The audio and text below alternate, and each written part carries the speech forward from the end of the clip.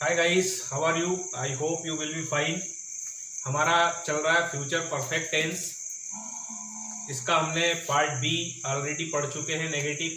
और हम इसके बात करते हैं इंट्रोगेटिव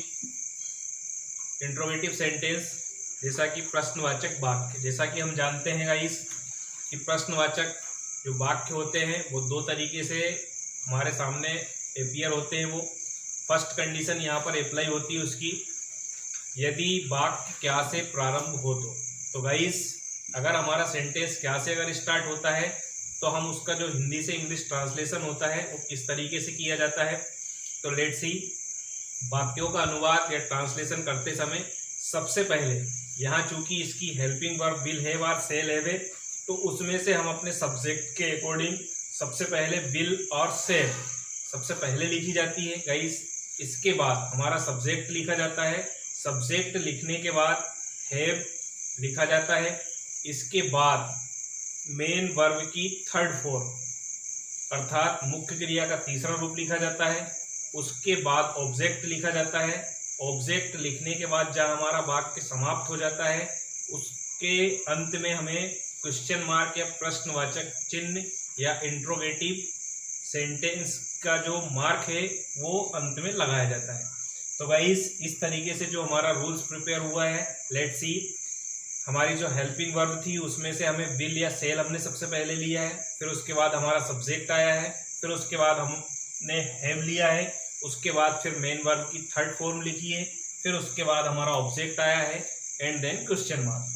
तो इस तरीके से गाइस हम अगर उसको हिंदी में देखें तो विल और सेल प्लस कर्ता प्लस हैव प्लस मुख्य क्रिया का तीसरा रूप प्लस कर्म and then question mark. Let's see some examples.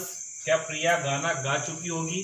अब गाइस यहाँ हम जो इसको ट्रांसलेट करेंगे तो सबसे पहले विल यहाँ पर हमने लिया है विल, फिर उसके बाद हमारा सब्जेक्ट प्रिया हुआ, फिर हमने according to our rules we have to put have and main verb third form. तो गाना जो गीत जिसको बोलना चाहिए गाया जाता है उसको सिंग बोला जाता है, सेंग सेकेंड फॉर्म होता है एंड थर्ड फॉर्म इज संग।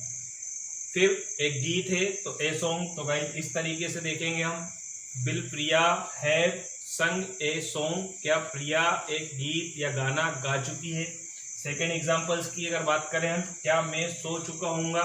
तो गाइस यहाँ पर सब्जेक्ट में आया है तो उसके लिए हमें सबसे पहले हेल्पिंग वर्ब में से सेल हमने सबसे पहले यूज करना है, सेल। उसके बाद हमारा सब्जेक्ट आई आया, फिर उसके बाद हैव। अब सोना स्लीप जिसको बोलते हैं तो स्लेप्ट हुआ थर्ड फॉर्म। तो सेल आई हैव स्लेप्ट, क्या मैं सो चुका हूँगा। थर्ड एग्जांपल्स की अगर हम बात करते हैं गाइस, क्या राम की परीक्षा प्रारंभ हो चुकी होगी?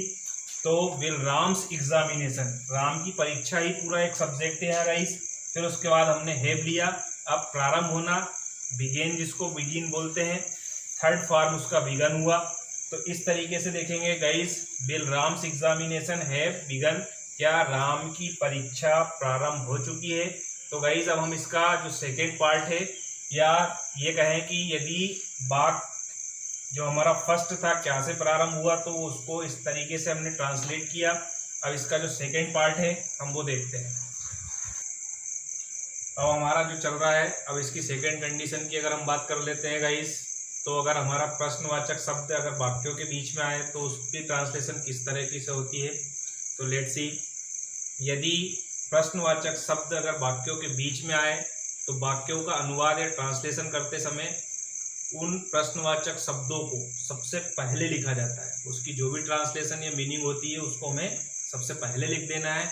इसके पश्चात जो हमारा इसमें जब हमारा वाक्य क्या से स्टार्ट हुआ था, जो रूल्स जिसे हमने फर्स्ट नाम दिया था, ठीक उस इंट्रोगेटिव वर्ड के बाद पूरा का पूरा जो हमारा रूल फर्स्ट है उसको यहाँ पुटअप या अप्लाई कर दिया जाता है। तो वो आपका जो रूल्स था वो ये था, विल और shall plus subject plus have plus main verb third form plus object and then question mark. इस रूल फर्स्ट को ऐड करके वाक्यों को पूर्ण किया जाता है। तो गाइस हम देखते हैं कि किस तरीके से आपका सेकेंड रूल्स प्रिपेयर होता है। तो आपका सबसे पहले इंट्रोगेटिव वर्ड आया, फिर उसके बाद विल और सेल आया, फिर उसके बाद subject plus have plus main verb third form plus object and then question mark. तो हम इसको गाइस देखते हैं कुछ एग्जांपल्स के साथ, वह पिता के साथ बाजार क्यों जा चुकी होगी। तो गाइस यहाँ हम देखेंगे we have to identify our interrogative words. यहाँ हमें उस प्रश्नवाचक शब्द को सबसे पहले पहचानना होगा। तो वो आपका इंट्रोगेटिव वर्ड आया है क्यों। अब वाक्यों के बीच में अगर इंट्रोगेटिव वर्ड आया तो रूल्स के अकॉर्डिंग हमें क्या करना है, उस वर्ड को सबसे पहले पुटअप करना है या राइट करना है। तो हमने लिया व्हाई। उसके बाद जो हमारा फर्स्ट रूल्स जो था उसको हमको इसके बाद में पूरा ऐड कर देना है। तो उसके अकॉर्डिंग विल यहाँ पर आया, फिर हमारा सब्जेक्ट सी हो गया, फिर उसके बाद हमारी हेल्पिंग वर्ब से हैव हो गया, फिर जाने के लिए थर्ड फॉर्म गॉन हो गया। अब हैव टू मार्केट बाजार के लिए, अब पिता के साथ तो विथ फादर। तो गाइस देखेंगे why will she have gone to market with father, वह पिता के साथ बाजार क्यों जा चुकी है। सेकेंड अगर एग्जांपल्स की अगर हम बात करते हैं, तुम ट्रेन मीन्स रेलगाड़ी, तो तुम रेलगाड़ी से क्यों जा चुके होंगे। तो इसमें भी गाइस हम देखते हैं इंट्रोगेटिव वर्ड्स हमारा व्हाई आएगा। तो सबसे पहले हमने लिखा है व्हाई, फिर उसके बाद हमारा आया विल, फिर आया हैव गॉन, अब रेलगाड़ी से बाय ट्रेन। तो guys why will you have gone by train, आप या तुम रेलगाड़ी से या ट्रेन से क्यों जा चुके होंगे। इस तरीके से हमारा ट्रांसलेशन कंप्लीट होता है। थर्ड एग्जांपल्स की अगर हम बात करते हैं गाइस, वह कहाँ जा चुका होगा। तो यहाँ पर अगर हम बात करें इंट्रोगेटिव वर्ड की, तो हमारा इंट्रोगेटिव वर्ड है कहाँ। तो गाइस हमने उसे सबसे पहले लिखा है वेयर, उसके बाद हमारी हेल्पिंग वर्ब से विल आया, फिर हमारा सब्जेक्ट ही हुआ, फिर उसके बाद हेल्पिंग वर्ब से हैव आया। अब जाने के लिए थर्ड फॉर्म में गॉन, तो where will he have gone, वह कहाँ जा चुका होगा। तो गाइस इस तरीके से हम देखते हैं कि फर्स्ट कंडीशन और सेकेंड कंडीशन जो क्रिएट होती है उसको किस तरीके से हम ट्रांसलेट करते हैं। लेकिन यहाँ एक चीज़ इसमें और भी साथ में जुड़ी हुई होती है, वो क्या है, लेट्स सी गाइस। कुछ इम्पोर्टेंस बात यहाँ पर हम इसमें ऐड करना चाहते हैं, वो हमें आपको देखनी है कि जब भी इस प्रकार के टेंस में दो कार्यों का वर्णन होता है, दो कार्यों का वर्णन किस तरीके से होता है हम उसको देखते हैं, चाहे वो हमारा अफर्मेटिव हो, नेगेटिव हो या फिर इंट्रोगेटिव हो। तो वो किस तरीके से है देखते हैं। उसके आने से पहले मैं स्कूल जा चुका हूँगा, ये इसका अफर्मेटिव के अकॉर्डिंग हो जाएगा। तो अगर हम उसको देखें गाइस, तो जो हमारा इसमें वर्ड आया है पहले, और पहले के बाद का जो भी पार्ट है उसको हमें परफेक्ट में बदलना है। अब चूंकि फ्यूचर के अकॉर्डिंग अगर हम बात कर रहे हैं तो फ्यूचर परफेक्ट, तो उसमें हमें कन्वर्ट करना है यहाँ पर। तो I shall have gone to school, अब जहाँ बिफोर आ गया है उसके बाद जो हमारा फर्स्ट पार्ट बचता है उसको हमें सिंपली प्रेजेंट इंडेफिनिट टेंस में उसको उसके रूल्स के अकॉर्डिंग उसे कन्वर्ट करना है। तो उसके आने से, तो बिफोर हो गया पहले, ही अराइव्स। तो गाइस देखते हैं I shall have gone to school before he arrives. दूसरा एग्जाम्पल्स अगर हम देखें, सूरज छिपने से पहले उसने खाना बना लिया होगा। तो पहले के बाद वाला जो सेंटेंस है हमारा उसे हमें इसको परफेक्ट अर्थात फ्यूचर परफेक्ट टेंस में कन्वर्ट कर देना है। तो ही will have cooked the food before, अब जो फर्स्ट पार्ट बचता है उसका जो सूरज छिपने से, तो यहाँ देखेंगे गाइस द सन सेट्स। तो इस तरीके से देखेंगे he will have cooked the food before the sun sets.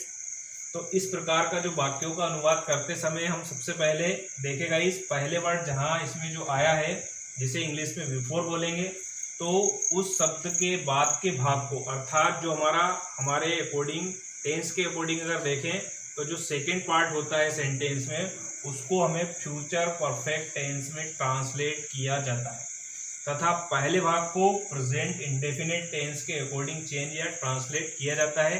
तो गाइज यहाँ नोटिस करने वाली जो चीज़ होगी कि अगर दो सेंटेंस अगर हमको दिए जाए उसमें तो हमें करना क्या है, चाहे वो हमारा अफर्मेटिव होगा, चाहे हमारा नेगेटिव होगा, चाहे हमारा इंट्रोगेटिव होगा गाइज, तो हमें जो पहले के बाद वाला जो भी पार्ट उसका होगा उसे फ्यूचर परफेक्ट के अकॉर्डिंग, अगर जैसे अगर अफर्मेटिव की अगर बात करेंगे तो फ्यूचर परफेक्ट का जो अफर्मेटिव का रूल्स है उसके अकॉर्डिंग कन्वर्ट कर देंगे। नेगेटिव की अगर बात करेंगे तो फ्यूचर परफेक्ट का जो नेगेटिव होगा उसके अकॉर्डिंग चेंज कर देंगे। और अगर इंट्रोगेटिव की अगर बात होगी तो फ्यूचर परफेक्ट का जो इंट्रोगेटिव है उसके अकॉर्डिंग उसके सेकेंड पार्ट को हम चेंज करेंगे। और जो हमारा फर्स्ट पार्ट होगा, इसका जो पहला भाग होगा, या दूसरे शब्दों में कहें तो पहले वर्ड जो है उससे पहले जो भी चीज़ें हैं वो उसको हमें जब हम उसमें सेकेंडरी या दूसरे पार्ट के रूप में जब उसको इंक्लूड की जाती है तो उसे हमें वहाँ पर प्रेजेंट इंडेफिनेट के अकॉर्डिंग चेंज करना होता है। तो guys, I hope it will be very useful for your grammatical knowledge. Thanks for watching. See you soon.